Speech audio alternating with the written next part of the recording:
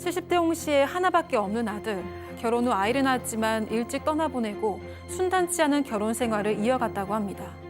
지난해 결국 이혼 소송을 벌이던 중 안타깝게도 아들은 스스로 생을 마감했다고 하는데요. 하늘이 무너지는 슬픔 속에서 간신히 버티던 와중에 며느리에게 황당한 이야기를 들었다는 홍 씨. 대체 무슨 일이 있었던 걸까요? 자, 양 변호사님 좀 시작을 해볼까요? 일단 제보를 주신 분은 70대 여성 홍 씨이십니다. 이 홍 씨는 오래전에 남편하고 이혼을 하셨고요. 아들을 키우셨는데 아들이 15년 전에 결혼했는데 아들도 결혼 생활을 순탄치는 못했던 모양입니다. 그리고 이혼 소송을 하다가 지난해 결국 아들이 스스로 목숨을 버리는 일까지 있었습니다. 그런데 이 아들이 그러니까 아버지, 그러니까 홍 씨 제보자 입장에서는 전 남편이지 이혼을 했으니까 아버지하고 같이 사업을 했던 모양입니다. 근데 그 사업도 좀 잘 안 돼서 금전적으로도 어려움을 겪고 있던 상황이었던 것으로 보입니다. 그래서 이 제보자 입장에서는 남편하고는 오래전에 헤어졌고 아들하고는 또 이렇게 뭐 아들이 세상을 떠나는 바람에 헤어지게 돼서 굉장히 지금 슬픔 속에서 힘든 시간을 보내고 계십니다. 그렇군요. 뭐 부부의 어떤 부부 사이에서 벌어진 속 깊은 내용이야 그 부부만이 알 수 있는 것이겠지만 제보자 사연자 홍 씨가 지켜본 아들 내외의 사이는 좀 어땠다고 합니까? 네, 아들보다 5살 어렸던 며느리와는 식물 동호회에서 만났다고 합니다. 아들이 좋다고 해서 홍 씨도 반대할 이유가 없었고 홍 씨의 전 남편도 며느리가 꽤 마음에 들었는지 결혼하는 아들에게 좋은 선물을 해주고 싶다면서 아파트 한 채를 마련해줬습니다. 원래는 아들과 며느리 공동 명의로 해주려고 했는데 며느리가 공동 명의는 싫다고 반대해서 결국 며느리의 단독 명의로 아파트를 해줬고 그 집에서 15년을 같이 살았다고 합니다. 자, 그런데 교수님 뭐 좀 비극적인 일이 또 있었어요. 네, 둘 사이에 아들이 하나 태어났는데 2살 무렵에 사고로 일찍 사망을 했습니다. 그 이후에 이 아들 내외 사이가 조금씩 금이 가기 시작했고 더 이상의 자녀는 없었습니다. 근데 아들이 최근까지도 그 아기의 수목장한 곳에 찾아가고 그 아이를 무척이나 그리워했다고 합니다. 그러니까 아이의 죽음 때문에 둘 사이가 멀어졌다는 뭐 확실함은 없지만 그래도 계기는 그것인 것 같다라고 생각을 해보고요. 그다음에 이 홍 씨한테도 손주의 죽음은 너무나 큰 상처였고 그때만 생각하면 지금도 너무 마음이 아픕니다. 자, 그런데 박 변호사님, 예. 뭐가 됐든 저 부부 뭐 여러 가지 이유가 있었겠지만 부부 사이가 이제 멀어졌고 그래서 이혼 소송 중이었는데 하필 또 아들이 이렇게 극단적인 선택을 하면서 보통 이럴 때는 뭐 이혼 소송 그 하던 건 어떻게 되나요? 이게 지금 이혼 사건이 진행 중일 때 이제 사망을 하게 되면 사실은 이혼은 더 이상 할 사람이 없지만 예. 재산 부분이 남아 있습니다. 위자료나 재산 분할 부분 이걸 뭐 법적으로 소송 수계라고 하는데 상속인들이 소송을 받아가지고 할 수도 있습니다. 그러니까 지금 어머니 같은 경우 상속을 받는 입장이 될 수 있기 때문에 재산 분할 또 위자료 같은 건 확정이 안 된 상황에서 그 부분을 재판을 통해서 다툴 수 있고요. 그 소송을 받아갈 수가 있습니다. 자, 그런데 이제 이혼 소송 중에 아들이 사망을 했고, 자, 한 달쯤 지났을까 이 며느리한테서 연락이 왔다는 거예요. 이 제보자, 사연자 홍 씨의 말씀에 따르면 시어머니 인감이 좀 필요하다. 그리고 가족관계 증명서가 좀 필요하다.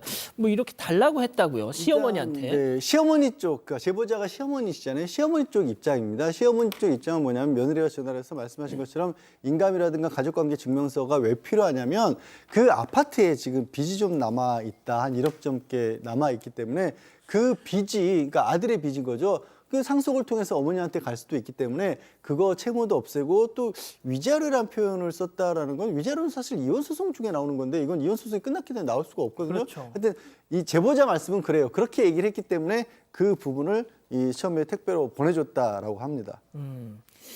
자, 박 교수님. 그래서요? 네. 근데 이 배보자님께서는 사실 경제적으로도 넉넉하지 않고 이제 연세도 70이신데 이제 지금 딱히 기댈 곳도 없고 주변에 도움 사람도 없고 아들까지 이제 잃으셨잖아요. 그러니까 일단은 며느리 말을 믿을 수밖에 없어서 며느리 말을 다 믿었다고 지금 얘기하고 계시거든요. 그런데 뭐 달라는 거를 다 주기는 했지만 그 와중에도 불길한 예감이 들어서 며느리에게 문자로 그리고 전화로 나 상속 포기 안 한다 이렇게 신신당부를 했대요. 그런데도 불안감이 다시지 않았고 며칠 뒤에 가정법원에 가서 확인을 했더니 아파트를 포기한다라는 서류에 이 제보자의 인감이 찍힌 채로 제출되어 있었고 아, 며느리가 나를 속였구나라는 생각이 들어서 너무 화가 났다고 하십니다. 박 변호사님 왜 그랬을까요? 뭐 이거는 사실 좀 더 확인을 좀 해봐야 되는데 저렇게 했다고 하더라도 만약에 그 아닌 걸 알게 되면 뭐 위조라든지 뭐 그런 범죄가 될 수가 있습니다. 그래서 그 부분 좀 확인해야 되는데 아마 변호사한테 물어보니까 변호사 말이 그 며느리가 자기 원차 모든 걸 차지하려고 그렇게 했을 것 같다라고 얘기를 한 상황이고요. 알아보니까 아들에겐 빚이 없었고 며느리만 빚이 있었고 아들이 좀 사업하면서 어려움이 있었는데 며느리 명의로 아파트 또 담보대출 받은 게 아니냐 이렇게 얘기를 하는데요. 요거는 사실은 이렇게 만약에 그 말이 맞다 그러면 내가 해준 바가 없기 때문에 사실 뭐 범죄가 되는지 상속 포기를 무효화시킬 수는 있습니다. 그렇군요. 자, 그럼 여기서 별별 상담소 오늘의 궁금증 짚어보죠. 자, 이혼 소송 중에 사망한 아들, 이 제보자, 사연자, 시어머니죠. 이 홍 씨는 아들의 재산을 지키고 싶다라고 얘기를 하고 있는데, 자, 양 변호사님이 조금 정리를 해주시겠어요? 일단 지금 남아있는 게 며느리 이름으로 돼 있는 아파트가 큰 재산으로 보입니다. 그런데 이 사실 며느리 이름으로 돼 있기 때문에 이거는 어머님이 어떻게 할 수 있는 건 아닌 거예요. 근데 다만 어머니 보시기에는 저게 이제 자신의 헤어진 전 남편이 두 사람이 결혼해서 잘 살라고 마련해 준 아파트인 거지 며느리가 가져라고 준 건 아닌 것으로 어머님은 아마 시어머님은 생각하시는 것 같은데 또 반대로 며느리 입장에서는 아니 이거는 결혼할 때부터 당시에 시아버지가 나한테 사준 거니까 이거는 남편하고는 별개로 내가 가져야 될 게 맞다라는 데서 아마 충돌이 일어나고 있는 걸로 보이거든요. 어쨌든 지금 뭐 재산까지 조단까지 남겼다고 하지만 그 도장의 쓰임새에 대해서도 인감증명의 쓰임새에 대해서도 이 제보자분이 넘기실 때 그 택배로 보내실 때 그때 며느리의 뜻을 오해하셨던 거나 아니면 며느리가 속였느냐 이 부분이 좀 가장 치열하게 다투어질 것 같고 그거에 따라서 지금 남아있는 재산이 어느 쪽에 상속재산으로 포함이 될지 아니면 며느리 혼자 가져가는 게 될지가 좀 달라질 것 같습니다. 박 변호사님은 말씀 더 네, 저는 뭐 마찬가지로 좀 전문가의 조언을 좀 들으면 좋을 것 같고요.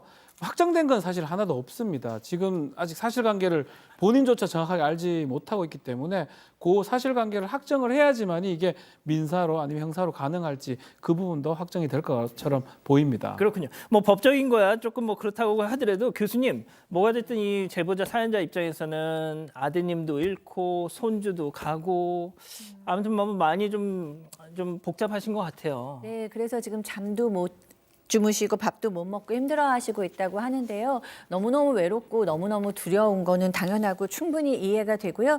일단 몸과 마음의 건강부터 지키셔야 그다음 일을 처리하실 수 있으니까요. 몸과 마음의 건강 지키시고 또 저희도 도움을 드렸지만 또 주변에 보면 이렇게 지자체라든가 이런 곳에서 도와주실 분들이 있으실 것 같아요. 그래서 구체적이고 현실적인 도움 꼭 찾아서 받으셨으면 좋겠습니다.